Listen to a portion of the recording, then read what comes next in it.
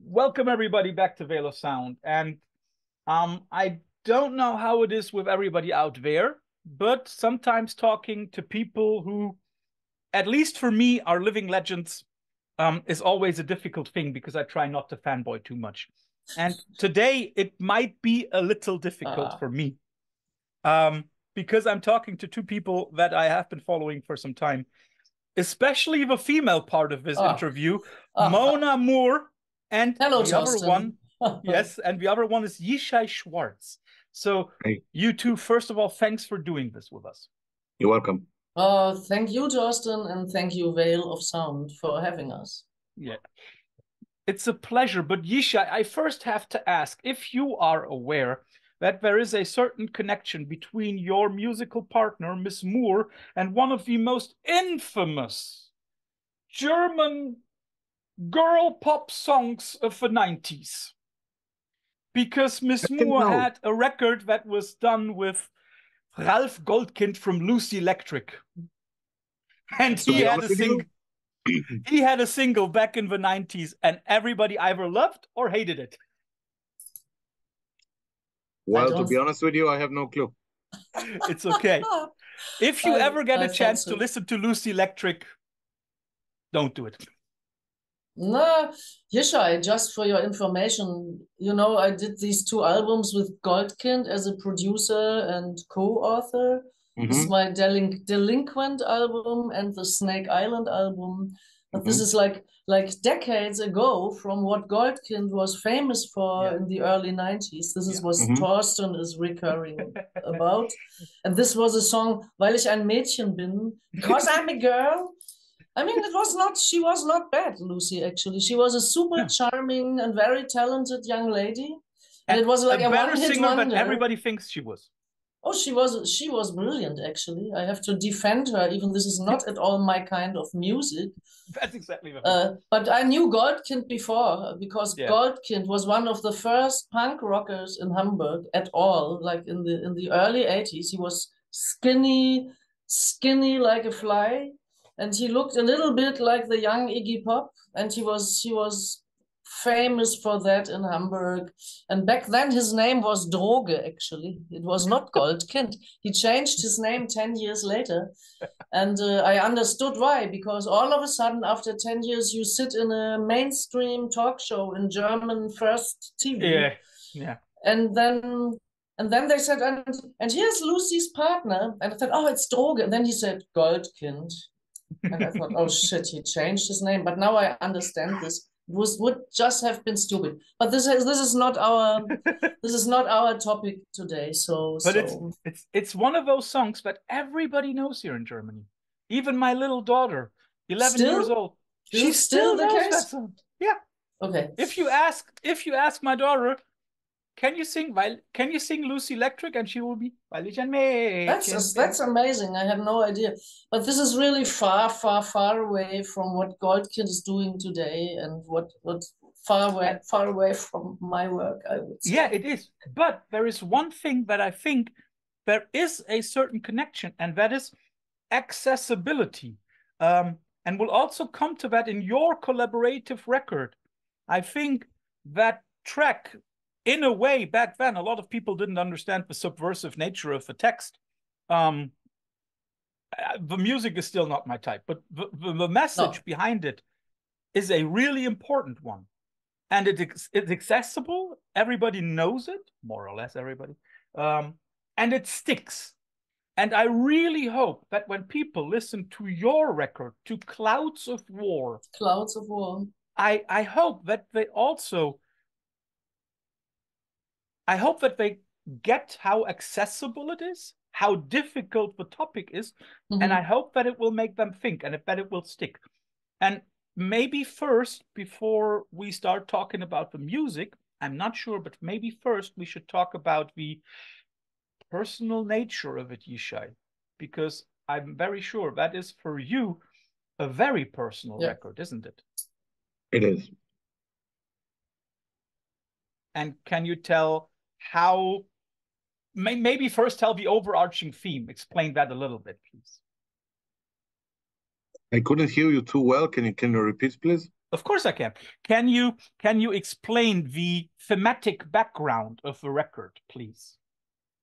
The background of the record? Yeah. Well, I mean, actually, the whole idea started from another record, the solo album of Anja Huwe, singer of X-mal Deutschland. And she did a solo album after a long break from the music industry. And in her album, there are like 2 songs that was co-written based on the story of my grandfather. And we had more material that in the beginning was supposed to be a part of her album, but it was not. I mean, actually 2 songs found a way to the album that she did, and the rest was not there. And because it was very experimental stuff, as you can hear in the Clouds of War. And we thought a little bit about like what to do with this material, and if to do something with this material, and maybe to release it only digitally, and maybe not.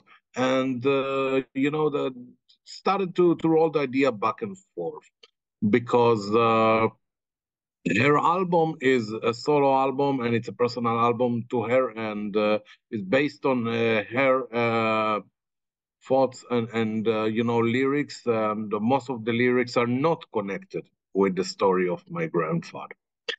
But we had a lot of recorded pieces that Mona did over the last 2 years. And I thought that it would be cool to release it somehow in such a platform, without having big hopes about sales or stuff like that. Just to have to make it like a memorial, to make it like a testimony for what it stands for. And then I had a conversation with Mona, and we say, you know what, let's take all these pieces, the more experimental, the more spoken word, the more, avant-garde kind of stuff, and let's put them all together in a record, and let's try to find maybe someone will be interested to release it, maybe release it only digitally. Let's see how it works, because it will be a shame to throw it to the garbage and just put it away. I mean, the material is very personal. It's have a very interesting and unique story about survival and codes of life behind it. And I wanted to do it for the memory of my grandfather more than anything else. I mean, it's most important thing for me. I mean, more than, either how many reviews we get or which magazines or how many numbers in Spotify and all that stuff. So we end up making a record out of it, and combine all this stuff and add some other stuff that was not there in the beginning, stuff that was written, mainly for these Clouds of War. And then we started to see, which label may be interested. And luckily, I was talking to Charles from Soleil Moon, and he liked the idea from the start. So there was no label shopping, actually, because I wanted this record to be on his label. And luckily, he was interested right away. So it was a bingo from the first shot. So the album is out right now. And yeah, here we are. Interesting how clever you navigate around the topic, because when I read it up and I listened to the record again and I looked at some of the lyrics, it's really a very touching, a very emotional record, I have to say. Because I mean, I don't know how much you want to disclose, but basically it's about your grandfather's experiences during the Holocaust. What was the question again? Basically, it's like a diary of your grandfather during it is. I mean, you go on. It's a diary. All the lyrics are taken directly from his diary. He wrote a diary when he came to Israel. And for many years, this diary was his idea for releasing a book one day. And this kind of one day thing never happened. And the diary thing was there in his home for like 50 years. And then one day I asked for him to take the diary and read it at home. So I took the diary and I started to read the diary. And then I started to talk with Anja and sent her some recordings in English from the diary, because the diary was written in Hebrew. When we did the Clouds of War album, we took all, like 99% of the lyrics from the diary, apart from 2 songs or 3 songs, but most of it is from the diary, and either translated or did it in Hebrew. Mixed like languages and stuff like that, but it's all, I mean, everything is written there, and all the horrors and experience that he had, you know, over the years, and all the life journey, everything is real, everything happened, and it's directly from the diary. It's a diary, in exactly. Yeah, can I add something to it? Of course, you can. There is no need to put up your finger. You're not in my class. So for me, this is the absolute decisive point where I got interested in doing this album. Right, it started together with Anja. After a while, we found Anja and I made real songs, like real music, like real electronic rock crossover songs. And then Anja told me, oh, about Yishai. I didn't know Yishai before. Anja introduced Yishai to me, and she said, look, he has this grandfather with this diary. And that's very interesting, because this grandfather, Moshe Schnitzky, he had to go into the forest at age 17. In a split second, he had to decide to leave civilization and his family, because they were all threatened to their life, as we all know what happened when the German army came, and the Nazi army, basically. And so this young boy, a teenage boy, had to leave a city, a civilized city, take a backpack and take a gun and decide to be a partisan. And this was what totally switched us. And the radical shift. Yes, this radical shift. When I think about myself, age 17, I went to Amsterdam to party down until I collapse, and have a party of my life. And this 17-year-old had such a very different experience. And this was what it was a total inspiration. And I said, look, Anja, can't we ask Yishai to learn more about this diary? And we asked Yishai to send us some text, but obviously it was in Hebrew, and so we asked him to please translate this simultaneously, and Yishai spoke it into his iPhone. I don't think, none of us expected that this material would directly be used for the recording of an album. But this was later, turned out, I was fascinated by these recordings. They touched me deeply. It was as if Yishai channeled the Moshe Schnitzky, the grandfather he knew so well and he was close to. But for me, it was really like getting to know. Sometimes I forgot that it's Yishai. I thought it's Moshe who's telling this directly. So it made a lot in my head. And I later, I thought, let's use these recordings because, okay, technically, they are not the best voice recordings you can think of, but the whole emotion was unrepeatable. And you can't go to a studio. You can, of course, rent an expensive studio and then read it from a page like an actor. But I was not interested in that. And so we were only using, for the spoken word stuff, which is like 2/3 of the album is spoken word by Yishai. And we were only using these recordings because they had this urgency. They were casual, on the same time, very urgent. Because also, Yishai, I think you were not at home when you were speaking this. You were in a kind of shelter. When I sent you this recording 3 years ago, I think, we were in the bunker. Exactly. Because Tel Aviv was attacked by rockets. Exactly. And this is so crazy. But you hear it. There is a certain urgency. This is unrepeatable. And as I I love working with spoken word beside my musical work, and I was absolutely fascinated by this. And then I sat here with Anja in the studio, and with Yishai only talking very occasionally via the internet. But then we thought, okay, look, we cannot mix this up. There will be 2 rock songs, and then all of a sudden, by the morning, it started. And what scared me most was the look in their eyes. So people will not be able to digest this in any ways, not even myself. And so we decided to make 2 albums. I said, let Anja have her solo album. And then we do a second album based on the spoken word of Yishai, but make it more, not as, I mean, I guess we have a little bit different angles, Yishai, you and me, because for you, you know Moshe, you were very close to him. You even grew up with him partly, as I understood. Yeah. For me, this is an audio signal coming from another world that hits me somewhere in the heart or wherever. And I immediately hear something and I want to do something with it. And this went like cha cha. Because since long time, I'm, besides being a musician, I'm also a sound designer, and I'm interested in soundscapes as an early Throbbing Gristle listener.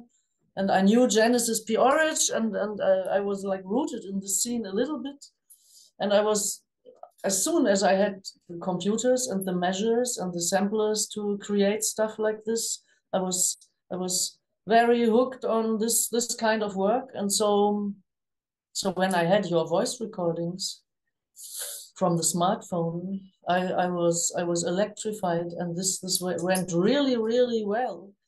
And I have my own electronic sounds I design since long. You maybe know or not, because I also work for computer games since over 20 years, 25 years now, actually. So I'm very interested in immersive soundscapes, in immersive sound, in the world between music and noise and ambient stuff. And this went like very with a lot of ease, and this was the basis for the album. And I even didn't dare to send it to you, because in the beginning I'm not sure you were convinced that you will get this album. And I said, oh, let's do a second album, because Yishai, we don't even know each other personally, only through this work, which I appreciate how this grows. But Yishai didn't know that I am doing what I'm saying. Yeah. Like you put your money where your mouth is. Yeah. I'm not saying I make an album if I don't make the album then. And so yeah.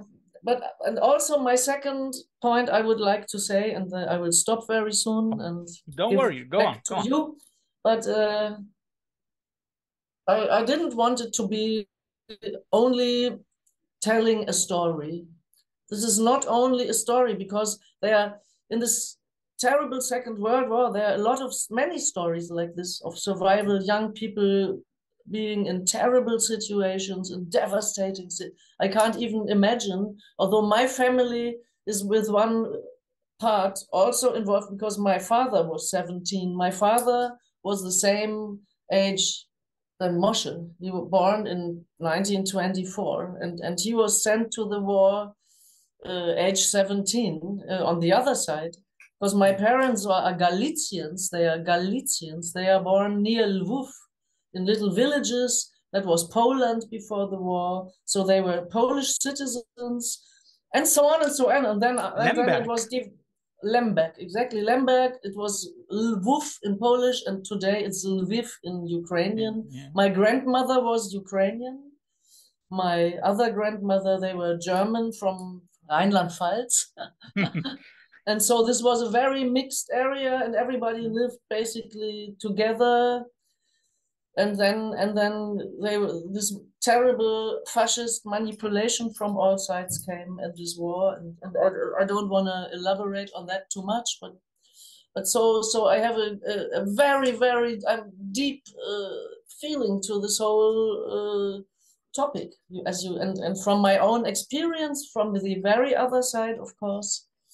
But I thought, let's not make it a documentary. I don't, for my part, I'm not entitled to make a documentary. I wanted to do a piece of art on it and see what happens in my inspired, rotten musician's head if I work on this. If I work on, yeah, I mean, you can ask. Sometimes if you listen, it even sounds for me like an Italo-Western soundtrack. Listen to the Orlovsky stuff, or listen to Clouds of War.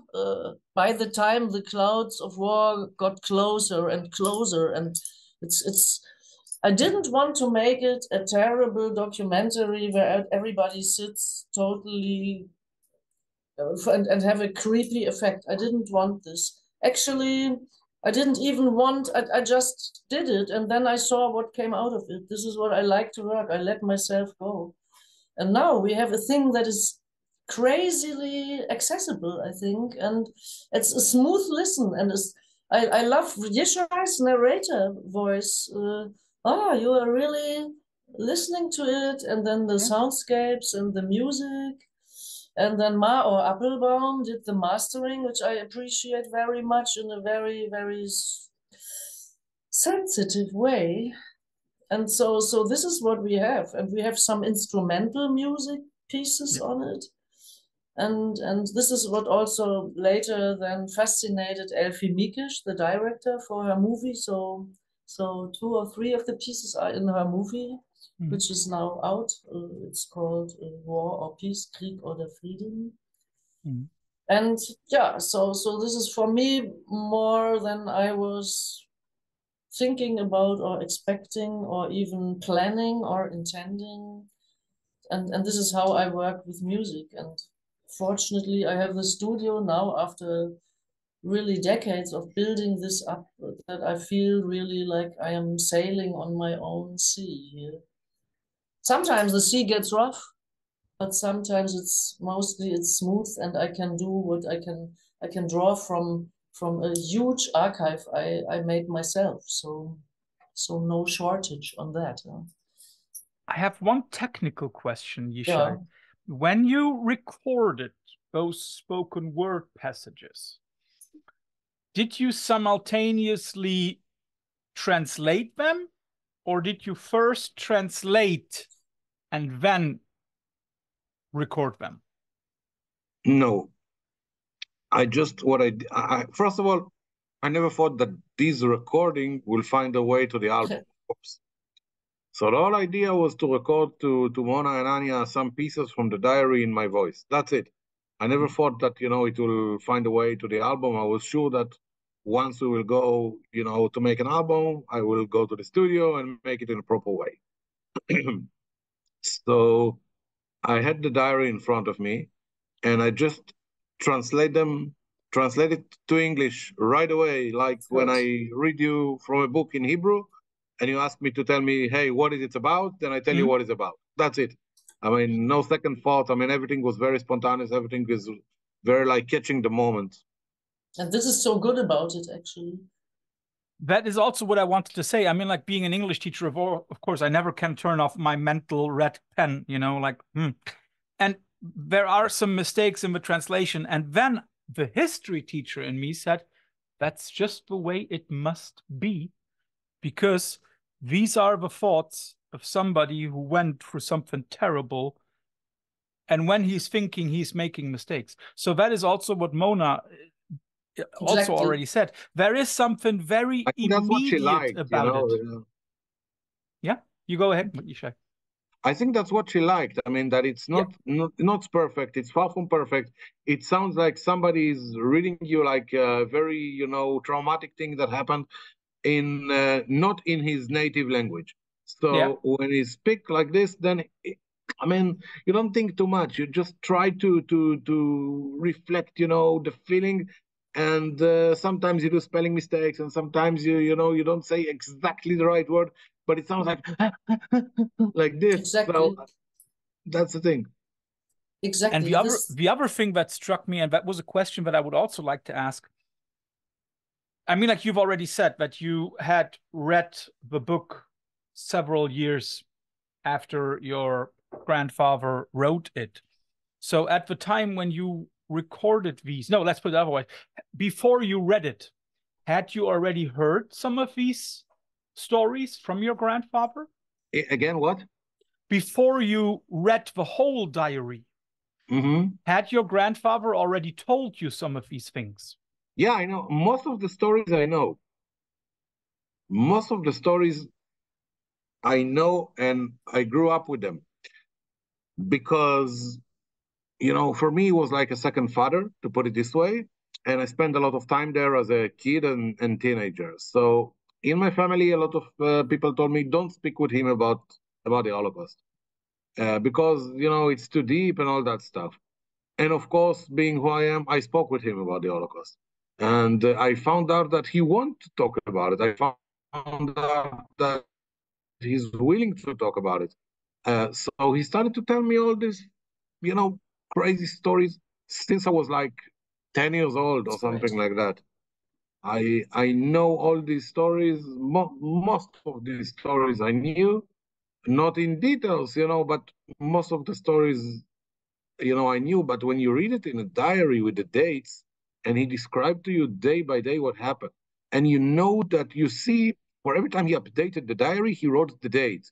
So you see, like 5th of August, I don't know, 1954. I just came to Israel. I am here. I am there. You know, and you see, you know, all this journey and all these dates from the 50s to the 60s, the 70s, the 80s. It's not only about him, it's also about the country, it's also about society, it's also about the way you can see the difference in people, the way people talk in the 50s, the way people were writing letters in the 50s, and the way people were writing letters in the 80s, and how different it is. And you see it very clearly when you read a diary that was written in 40 years, more or less. Yeah. Awesome. So do you also witness some kind of like language change? Hmm? Do you also notice some kind of language change, the way that language really changed over those 30-some years? Actually, no. Actually, no. What I found out is that society changed. But the way he talked and the way he wrote were the same for the first, you know, memories in the diary to the last days of his life. I mean, it was the same, but the description about society, about people's behavior, because he's not talking in the diary only about the Holocaust or about, you know, his time in the forest. He also talked about his times in Israel and the wars in Israel and how Israeli society, you know, handled the situation and what's happened in Israel. So when he described those things, you can see very clearly the difference. Super interesting, actually. Maybe one day I can read more because but this is not translated. Yeah, that's also what I was thinking. Something like that. Pardon? You should think about translating it and putting it into a book. I'm very sure that there is a. The original idea was to take the diary and make a book out of it. There are a lot of books of memorials from partisans. There are a lot of them. I have a lot of them at home, like people writing, you know, their memories, and they found a publishing house and they make a book out of it. And that was the original idea, but it never happened. So we have this record. Yeah, but as I say, there's still something where I say, like, you should also try to find a publisher. And I can already tell you one thing. The next time that I am teaching 9th grade history, my students will have to listen to the first track. Because that is it's always cool. And it's always cool for a history teacher to not have to describe it always in his own words. And that is a very nice document. But I think what we should also think about, and that is something that we've neglected as we've talked about the Holocaust and all the experiences so much, there is something that Anja hinted at. Your grandfather was 17. And I think in a way, the diary, and also, of course, then your record, whether this record is also about the necessity of making life-changing decisions on the spot. Of course, it's a part of it. It's an important part of it. Sure. And the consequence, I think, I don't know Moshe personally, but he seemed to be a very straight, even stoic character. And because there was no larmoyance in the text, or no complaints, or no, he was just telling it as it was, as he saw but it. It's not only him. It's something in common to the old generation of the Holocaust survivors I spoke with in my entire life. All of them describe you the situations in details. They tell you everything, and then after a couple of hours, you ask him like, yeah, but how you felt about it? Mm-hmm. How you mentally, continued? And usually the answer you will get is like, I had no time to feel. I had no time to think. I had no time to cry. I needed to act, not to feel. Right. Yeah. This is really interesting because, of course, I asked myself. I mean, we have now wars on our doorstep here. You are in the middle of something. I grew up with a feeling that this is over. Mankind will get over this. We won't have any violence. No, not a happy place, but we have to overcome our violence, our intrinsic violence. We have to overcome this as thinking beings, as intellectual creatures. We have the ability to make another choice. And this is what I was convinced that we would develop towards this. And I was convinced that everybody agrees that violence is bullshit and war is idiotic and is an insult to intellect. So this is what I thought, and now as I'm getting older, I have to see the contrary is the case, which leaves me sometimes desperate, to be honest. And of course you have to, even as a non-violent person, I deride violence and violent people. For me, this is a red line. Although I'm a martial artist, by the way, and I practice since 30 years, very aggressively hit the Sandsack, but not another person, not other people. So I compensate my super aggressive urges, but I know I will not direct them towards other people or animals or nobody the best. So of course you don't have a choice in the situation Moshe was. Or I sometimes think about the girls, the Yazidi girls in the Iraqi desert when these IS people were marching towards them. That makes me so mad. But I think I would rather learn how to shoot and blast their fucking heads off. Excuse me. No. So, but this is, of course, it's you theory. can swear on Veil of Sound. I always swear. Can I swear? That's great, because also swearing gives me a great relief at times.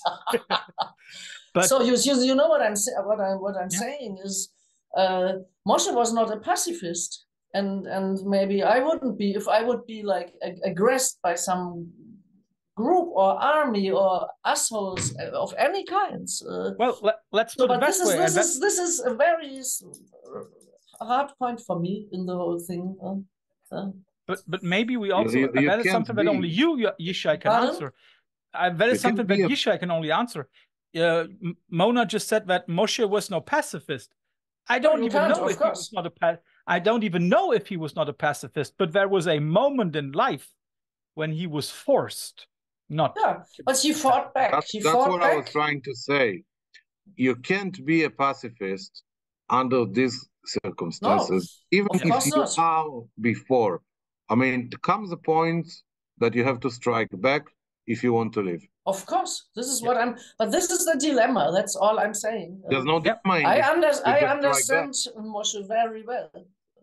But many people couldn't fight back, or in other situations like now, when these girls, I think of them so often, who were sold as slaves later by these rotten fuckers. Excuse me. No. They had no chance to fight back. Some of them, the Kurdish girls, there is a female regiment. I admire them a lot.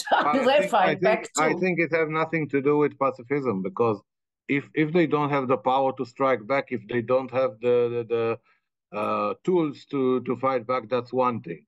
That's right. But it has nothing to do with pacifism. I'm sure that if they could fight back, they would fight. Exactly. Yeah. Exactly. But then, of course, you prolong the violence. The violence goes on and on. It's like a blood red trace through the whole mankind history. Yeah. This is violence, violence, violence. War is the father of all things and all the beginning of all things. No, this is like a 2,000-year-old quote. But also, I want to refuse this. Also, at some point, we have to refuse this as a species. Otherwise, I'm not sure we have much hope. But I think this is a crucial point, to be honest. But if you are in the middle of this craziness, I would try and find any tool to fight back before they massacre me. Absolutely. I have one question, or I have a few more questions about the music, because we've talked about Yishai and the immediateness of him translating, reading out the lyrics or reading out the passages. So it was a very on-the-spot thing. How much on the spot are the songs? How much of it is like first thought? How much is, okay, I have to twist and turn and retwist and return? Right. I have to say, so the music pieces are from a little bit different sources each, and also from a little bit different times. I have been working, for instance, the Meet Again idea I had for a long time. I had this text, I had these lyrics. I wrote them actually when a friend of mine died very unexpectedly in the middle of his life, at like age 43, which hit me very hard. And but also this Meet Again, I thought it makes a lot of sense in this context. Because also if you decide you have to go to the forest to not be killed and to, this is also a meet again situation. And when you are young, you feel like immortal, and you are in the ocean. The life is like a wide ocean in front of you with no end. And after a while, you see that it's about. You never know when you will meet a person again. You absolutely never, ever know. Yeah. This is, and if just not a nice sentence. And there starts a time when you start feeling this. And also Moshe had to, I don't know, did he meet again his family? No. No. Did people meet him again? Other people, yes. So I was drawn really to finish the song, actually. The song existed earlier, but here I found it's the perfect place for this song. And I have Yishai also. I asked him to send me some vocals, which fit wonderfully, I think. And also we have Yossi Sassi playing his oud, because through Yishai I learned about the Orphaned Land, which this band fascinates me a lot, because they were singing in all the languages of all the people who like hack each other over there, right? They brought it all together with no big comment. They sing in Hebrew, they sing in Arabic, and I admire them a lot. I think that it's a great band, and so I asked him, couldn't we have Yossi add to this beautiful song? I think it makes perfect sense.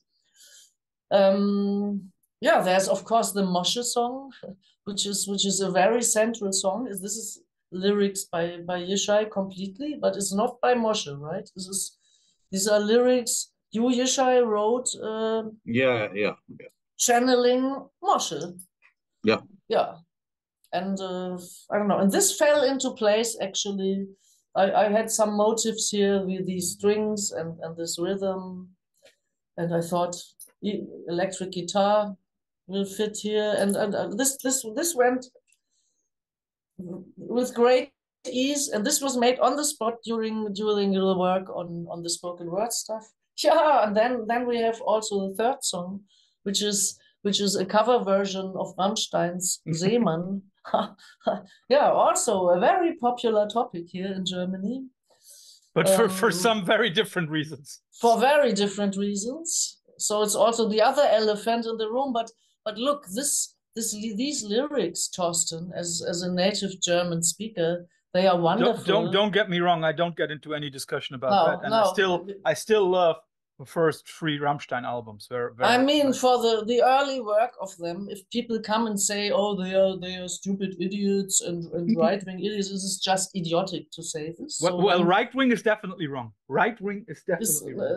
And it's neither idiotic nor they are great. There's a great poetic work, and it's a great work of mirroring this society, what no one wants to hear.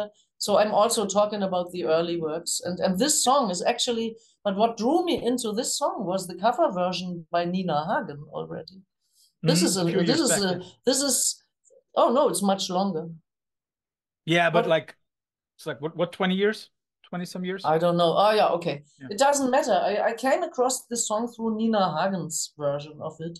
Komm in mein Boot, ein Sturm bricht aus und es wird Nacht. Wo gehst du hin? It makes me cry.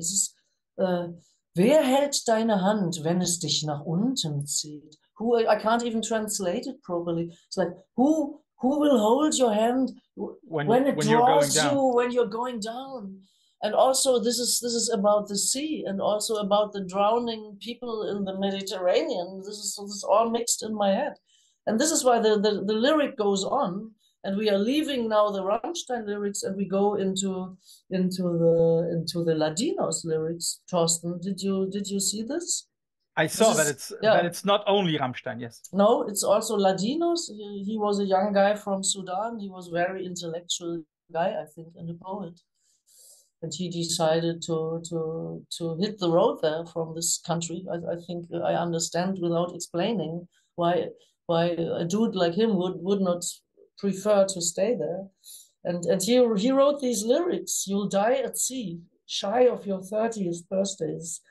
This was also hitting me. And then the guy didn't make it over the Mediterranean. He drowned himself. I think this is haarsträubend. I don't know the English word for this. It will set your spine. It sends shivers down your spine. Yishai, by the way, that is unbelievable. Yeah. So I like to put stuff like just the last sentence. I'm like a child in my studio. I take what comes by and I push it all together and make some weird new creature out of this. And this is all explanations I would give on this method I am using since a long time. And now we have this result. It's interesting, and I wanted to ask about that cover song specifically, because first question to me would be, Yishai, had you known that track before? No. Oh, to be honest with you, no. It's a very famous honest answer song. Is no. I was never such a big fan of Rammstein to begin with. I mean, the band was always cool to me, but I was never like addicted fan or something. So no, the answer is no. It is interesting because just as Mona said, it's also about the sea and drowning at sea, and together with the other words by Latinos, it makes even more sense in a Jewish context when we think of the boats that were blocked from entering into back then Palestine, where so many people drowned. And when we think of a boat like the Exodus, the ships they were sent back. It's strange how so many things can be related back to all of that. That is like a very creepy moment in a way. Yeah, I hope so. It is. Oh, great.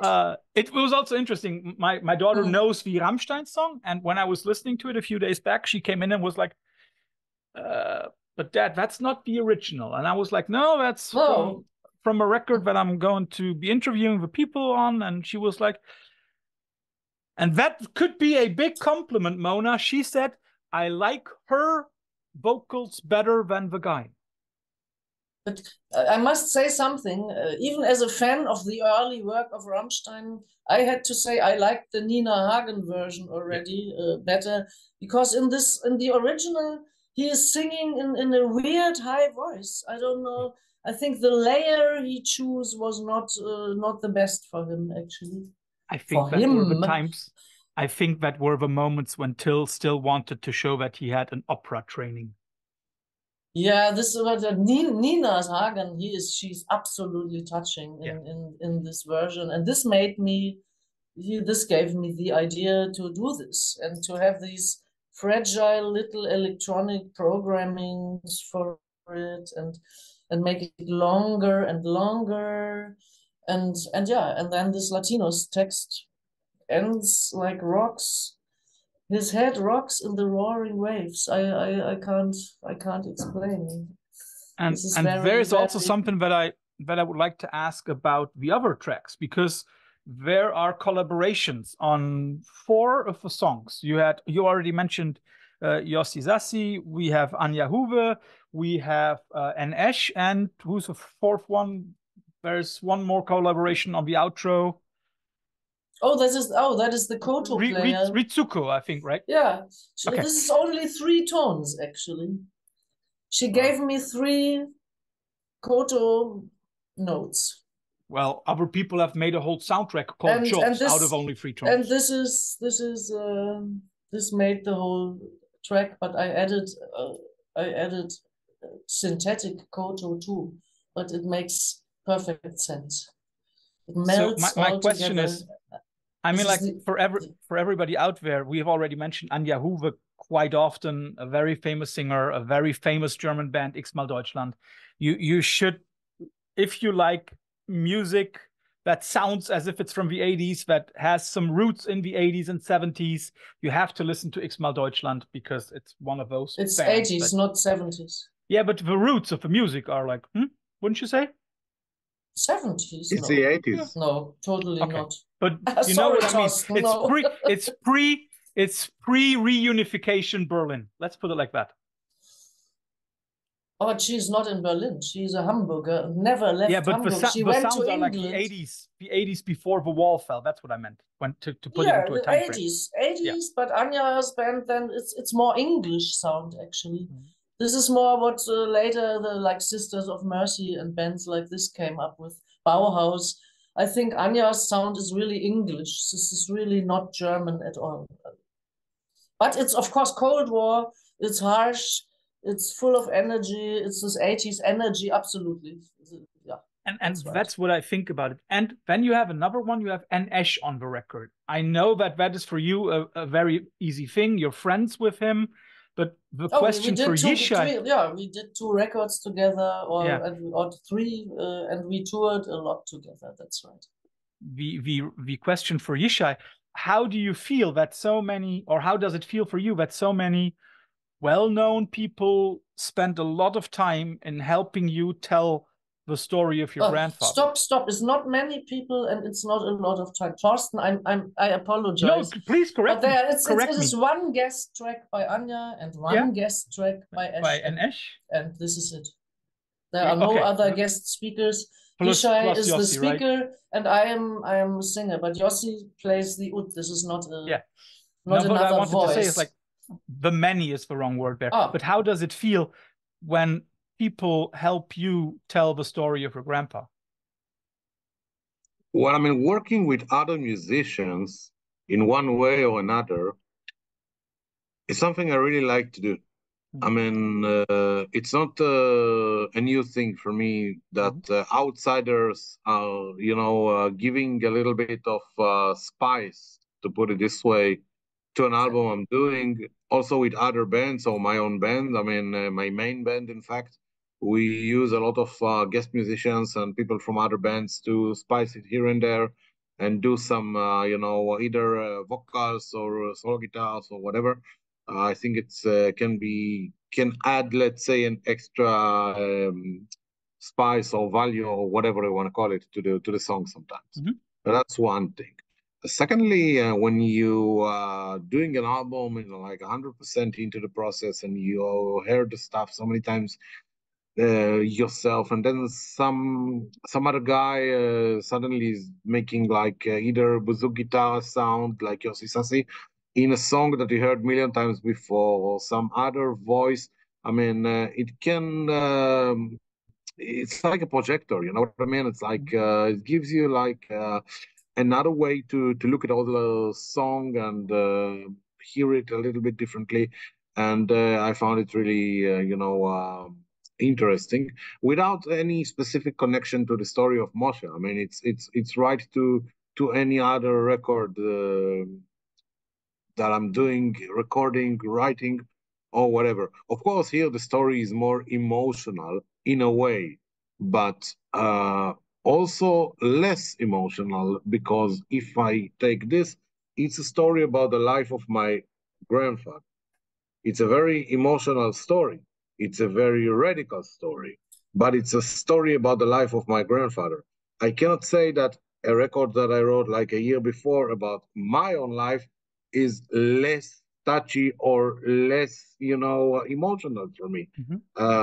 It's all touchy. It's all about, things that I'm like experienced or faced, or life struggles or stuff like that. So the whole idea is how other people affect. What is the effect of other people in your body of art? And I find it as a positive thing, as long as it doesn't take away the focus from the song. Exactly. As long as it doesn't destroy the original idea of the song, but it's only like a spice in the song. I mean, if the focus goes from the song to the solo guitar of the guest, then it's not good. But if the focus is still on the song and the guitar player is a team player, then it works. Then it's worth to do. Exactly. The equilibrium has to be there, and it has to follow the laws of music strictly and only. There is no other law than this for me. There is no other law. It has to be forcibly necessary. It's not, oh, I'm getting a bunch of well-known people to promote my record. I would never do this. I'm super not interested in stuff like this. And this is why I had to intervene, because it's not masses of other people. It's decidedly one track by Anja, and there's one track by Esch, because they did it so well, and it was also not planned before that we put it on this album. But then I thought, this can't be done better. And so let's keep it like this, and let's have it as a counter force, as a counterpoint, like in music composition. But basically, it should not overwhelm the whole thing. I totally agree with what Yishai says, but because this is the main thing, and I think it works. The most important question is, how does it sound at the end? It doesn't matter how many guests you have in the record. You can have one guest, and still he will take away all the focus from the song. That's and destroy the whole idea. And you can have 20 people guesting in your album, and it still sounds like your own identity and your own way. It's not the number of the guests, it's the effect that you have on the songs. Absolutely right. This is like a spice in the meal. If you have the wrong spice, a little bit of the wrong spice, and the whole meal is damaged, or you have little nice spices here and there, like in the Indian cuisine, for instance, and still this is a wonderful entity. Also, you have to keep in mind that it's not Clouds of War. It's not a band. It's not like a band of 5 people. So said, okay, there is a band, and why do you bring this or this guy? It's not a band. It's a studio project. So it's very natural that some outsiders will step in and out to spice it up. Absolutely. Can I ask one question? You've just mentioned studio project. Would you ever be open to do this live? Maybe, who knows? Absolutely, but it has to be the right time and the right place. I'm not against the idea, No. And before anybody asks why Yishai has mentioned working with a lot of collaborators and still making a cohesive album. You should listen to the last album by his main band, Tomorrow's Rain. I think I haven't counted it, but it's more than half a dozen people on the record, right? It's a lot of guests, but still the record is a very good, cohesive record, and I like it for its sound. And just like Mona also said, it's important that the overall tone fits. You've just said on the spot decisions. I always come back to it, but it sounds as if this record is a lot about that moment we live in, isn't it? That's right. That's right. It's not only its topic and also the way it's done. Because when I sat here putting it together, I had to, I mean, I'm a very decisive person, actually. When I like something, it will stay like this. I'm not the person like, oh, this could be done better, and I have 200 more tracks possible here, and I bring in, no, the other people are like this. I need other sounds. I need 1 trillion more synthesizer sounds. I'm not like this. I'm like, this is why my studio is called Studio Katana. This is like with a sword. Like the Japanese knife, right? No, it's a sword. It's my sword. I have a sword, actually. It guides me and guards me to make the right decisions in the right moment. And then, puff, it has to be like this. And I build it up from there. And putting I think this... that, you know, in music, and especially in all kinds of, to put it this way, like alternative music or avant-garde music or whatever, this kind of music, the feeling is a little bit, not more important, but a little bit more important than the technical result. The vibe, the feeling is more important. And if you have a track that you recorded and the feeling is totally there and the vibe is totally there, usually you can spend 5 hours in the studio trying to make a better version and you will fail. And you will go back to the original source. Yeah, it is totally right. I totally agree. I experienced this. I mean, I'm now 42 years in making music professionally. And I always, like a week ago, I exactly was in this situation. I recorded a song, very new, with piano, and then I sang it again and again and again and again. Because I have all the facilities here. I have a wonderful signal chain here, and I do all my vocals here, and I threw it all away, and I went back to the first kind of casual, very fresh, and it stayed like this. And there's so much irrational and strange thing about music. And I love that. And it can't be copied, everything like this. And it can't be, there is a part which is untouchable. And which for me is the greatest, highest level I follow in my life. This is the only higher power I follow, if you said so that. Then I guess that both of you are not a big fan of overdubs. Oh no, overdubs can also be great and fresh, and if the attitude and the style is right.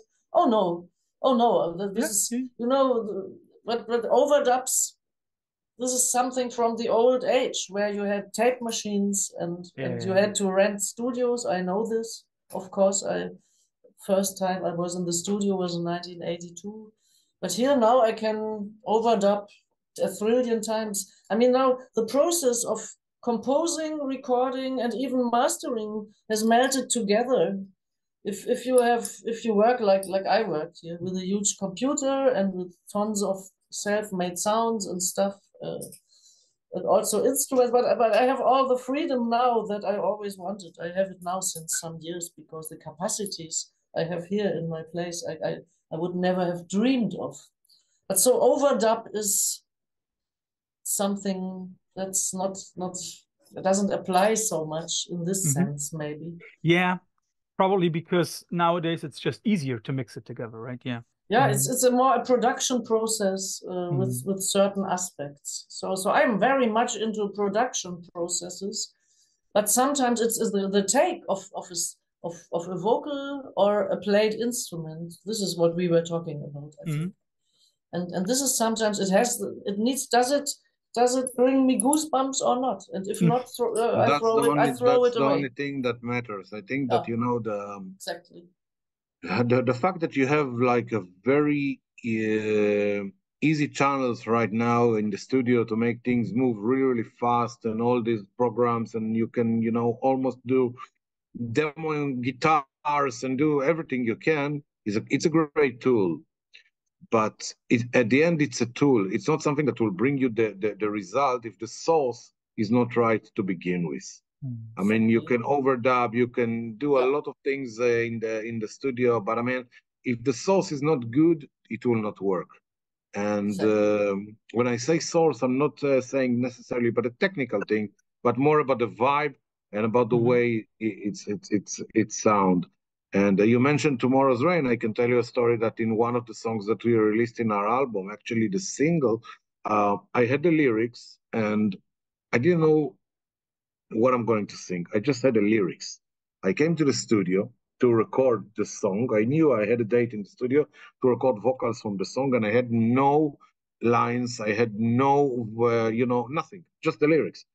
I came to the studio and I said, okay, I'm going there, and whatever will be, will be. I just went there with the lyrics in my hand. And the technician was like, all right, can you do some kind of a test? Can you sing the song to warm up your voice? And I was like, no, I cannot do a test. And I was like, why? Because I don't know what I'm going to do. What? No, I don't know what I'm going to do. I just have the lyrics. That's awesome. Just press record and that's it.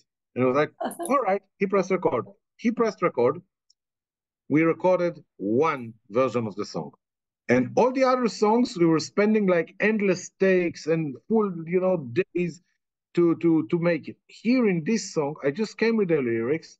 I sang what I felt is right in my stomach. That's it. He recorded it. He ended the session and he sang it, and he said, "I think we have it." That's it. Exactly. I could not repeat it. You know what? There is a point for me also. If I have to have the lyrics. If I have great lyrics, I'm really fond of and really excited about, then I work like this too. And actually, I'm working on a new solo album at the moment. And 80% of the songs worked.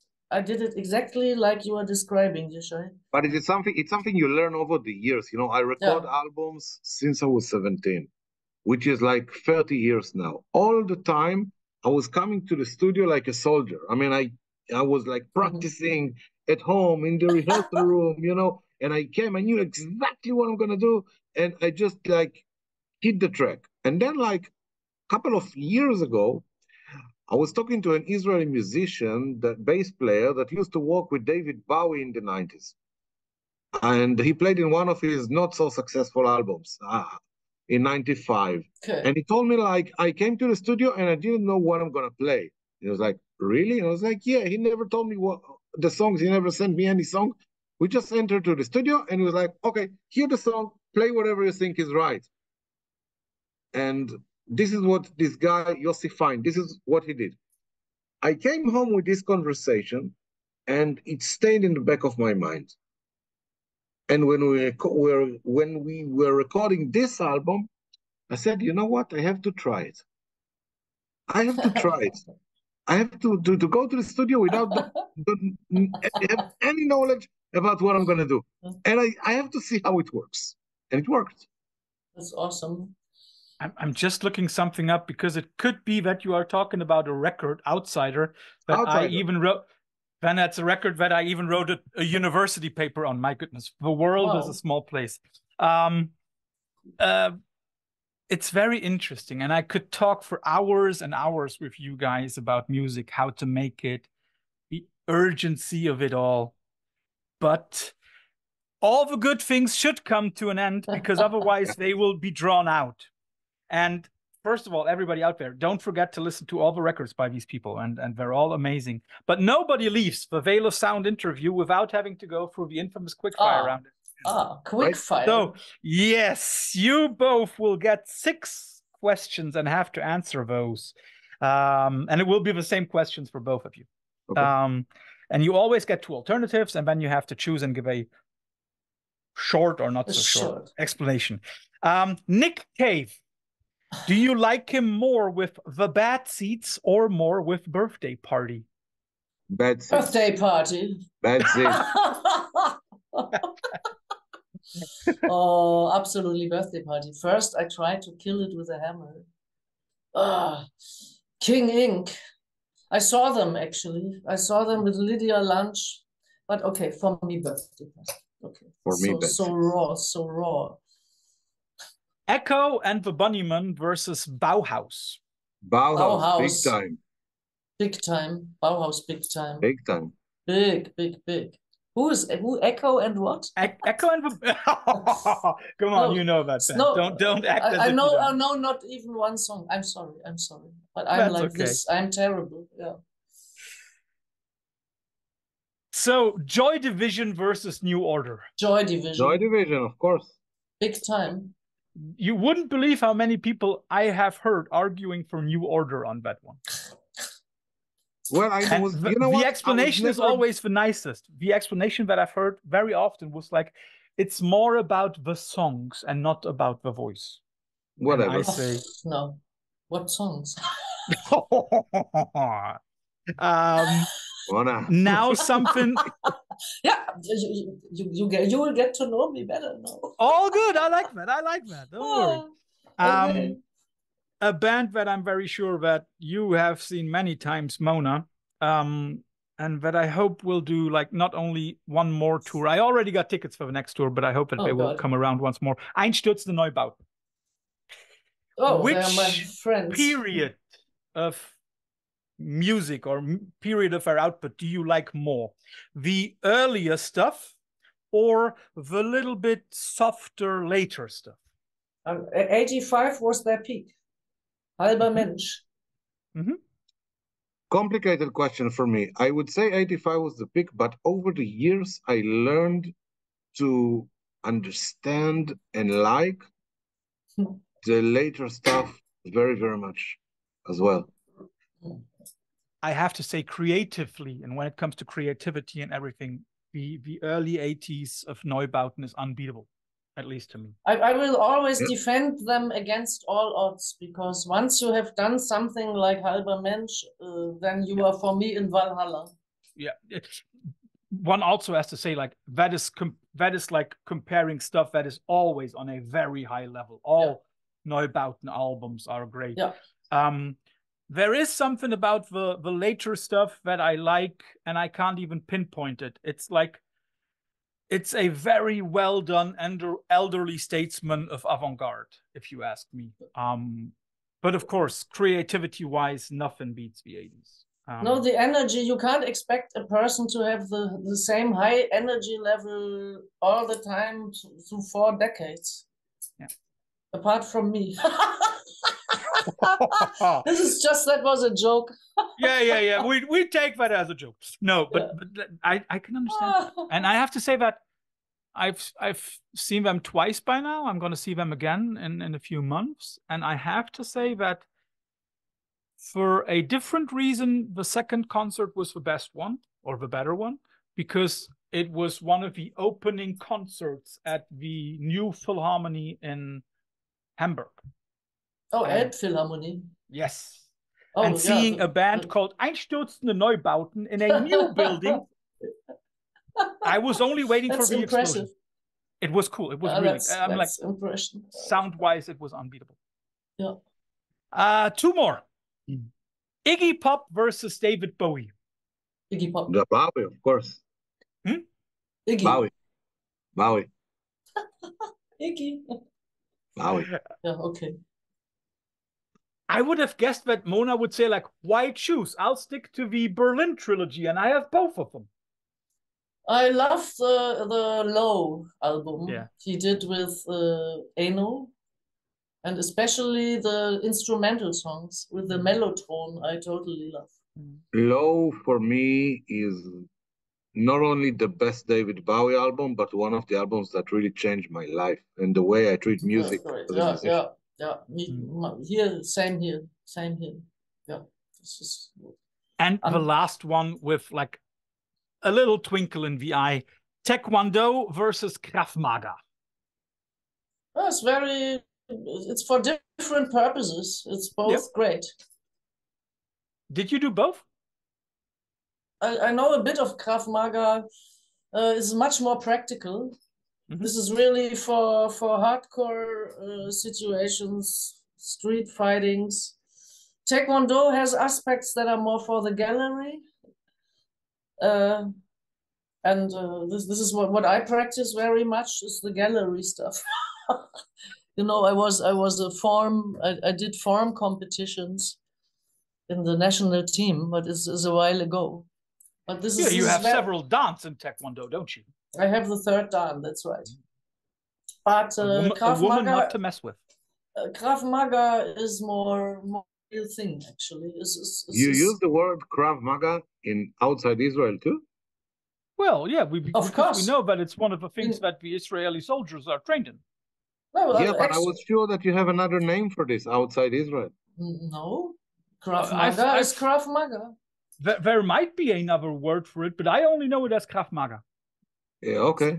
So the dojo I am practicing, they do Krav Maga too. So I did 1 or 2 lessons. It's a while ago too. So I like to look around and learn from other styles, obviously, and it's great. But for me, practicing is I stick to my Taekwondo. Mona, Yishai, thanks for your time. Thanks for the insights into the record, into the background, for the laughs. Thank you. It's always important to laugh. Thank you, Torsten. It was a great talk, actually. Thank you so much. Thank you very much. Awesome. You're welcome. So for all guys out there, check out their records. And if you like what we do, check out where you can find us on our socials, Facebook, Instagram, wherever. Give us a like here on YouTube or on Spotify, wherever you listen to us. And for all people out there, and of course, mostly for the 2 people I've spent an hour with, enjoy the rest of your day. And enjoy your day. Thank you so much. Thank you so much. Greetings to Franken and Aschaffenburg. Take your time. Bye-bye. Okay. Bye, Torsten. Bye. So how to...